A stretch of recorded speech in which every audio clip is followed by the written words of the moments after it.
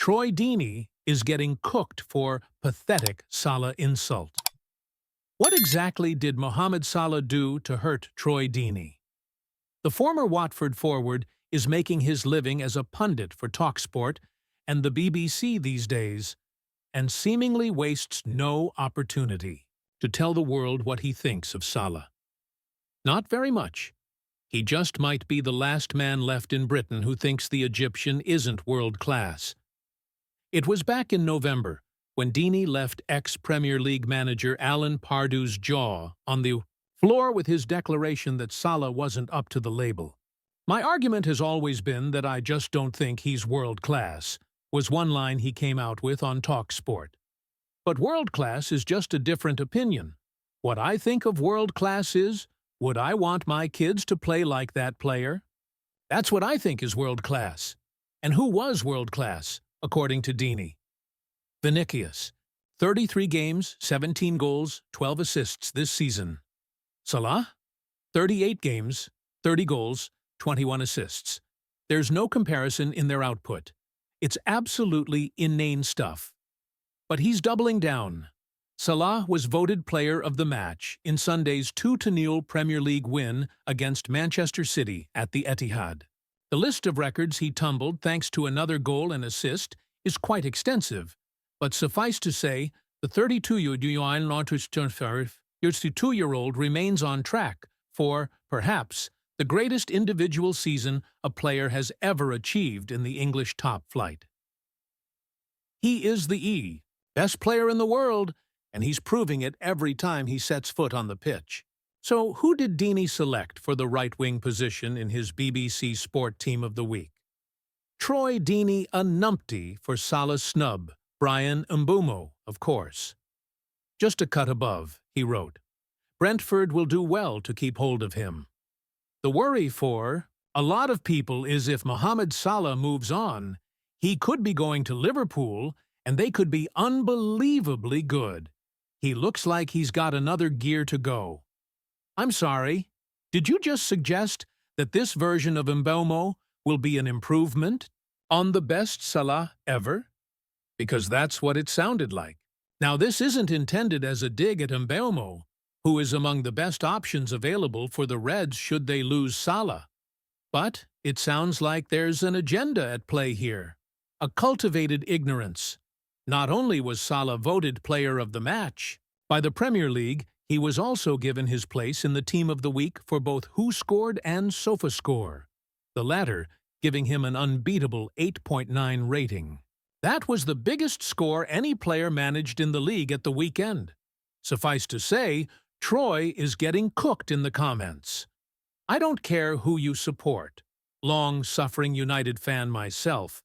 There is no way to not put Salah in this Team of the Week. The man is a genius. Leaving him out is just pathetic, one poster wrote. I can't believe our license fee is paying for this, said another. Troy, mate, you haven't picked Salah, so you are a numpty. Bossed Man City this aft, goal, and an assist, this commenter pointed out. Can't take that team seriously without Salah in it. Your bias against him is pathetic at this stage. One more read. It goes on, as useless as a pundit as he was as a player. When will this crusade end? He credits Mbeumo for destroying Leicester and Jean-Philippe Mateta for grabbing an assist against Fulham. Fair play to those guys. But Man City are the defending champions, and Liverpool just completed a league double against them for the first time in around a decade. Thanks, largely, to Salah. Does he mean to say those two had better weeks than him? Surely someone can see the flaw here. Okay, one saving grace is possible. Maybe he wrote the Team of the Week before Liverpool beat City. Not so. He's managed to take note of Ibrahima Konaté's performance. For the record, he didn't include Dominic Szoboszlai either. But we get it. Troy's made his bed and now has to lie in it. He said he doesn't think Mo Salah is world-class, despite ample evidence presenting itself every single match day. And he can't back down now. When will this one-man crusade end? The Richard Hughes transfer decision threatening to backfire on Arne Slot. It was a slightly underwhelming January transfer window for Liverpool fans. Ultimately, the club opted not to complete any incoming business with focus, instead on sorting out new contracts. Mohamed Salah, Virgil van Dijk, and Trent Alexander-Arnold are all out of contract in summer 2025, and sporting director Richard Hughes' priority was to get those new deals done. That didn't come to pass, and instead, the Reds wrapped up some outgoings, including loans and permanent deals. So Arne Slot has the same players at his disposal that Jurgen Klopp had during his final season in charge, Federico Chiesa aside. It's not the biggest of squads, and a heavy load has been placed on Slot's preferred 11. Alisson, Alexander-Arnold, Andy Robertson, Ibrahima Konate, Van Dijk, Ryan Gravenberch, Alexis McAllister, Dominic Szoboszlai, Salah, Cody Gakpo, and Luis Diaz have all racked up over 2,000 minutes in all competitions. For some, the toll is beginning to tell.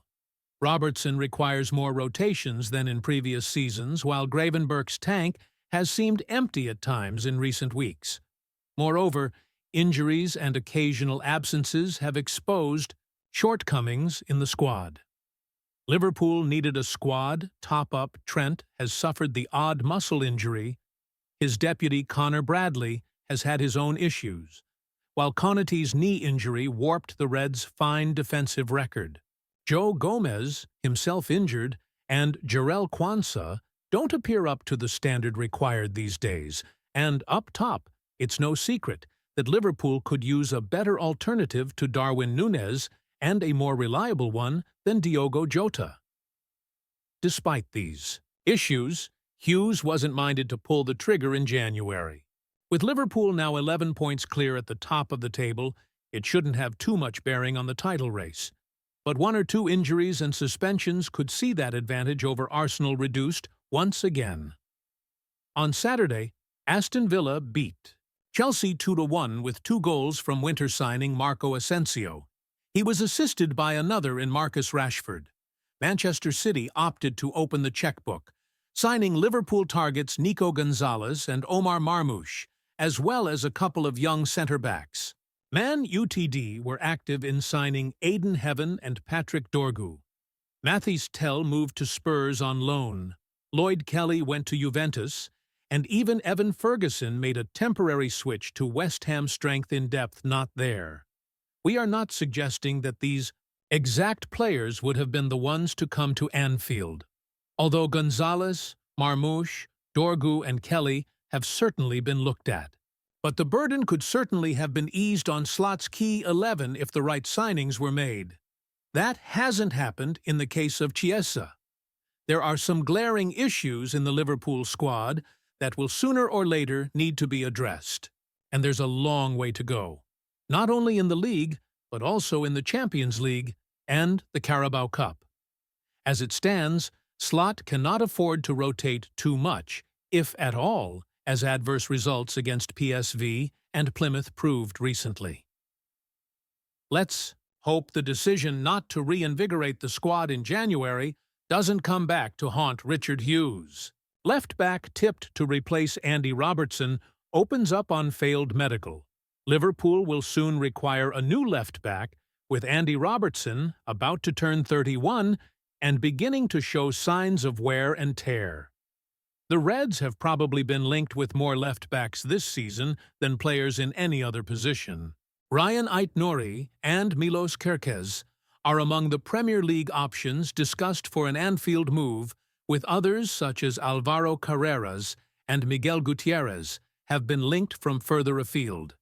But one candidate might well be head and shoulders above the others right now. Antonee Robinson is no stranger to Merseyside, having played for Everton's youth and academy sides. The United States international has made his name as one of the top flight's best left-backs over the past few seasons with Fulham. The 27-year-old impressed on his visit to Anfield in December and has even won the endorsement of Mohamed Salah. He has got an incredible 10 assists in the Premier League this season, and it's no surprise he's been associated with a move to Liverpool.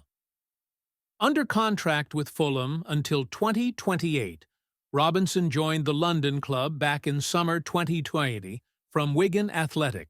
However, while he was still at the Latics, he was identified for a surprise move to AC Milan.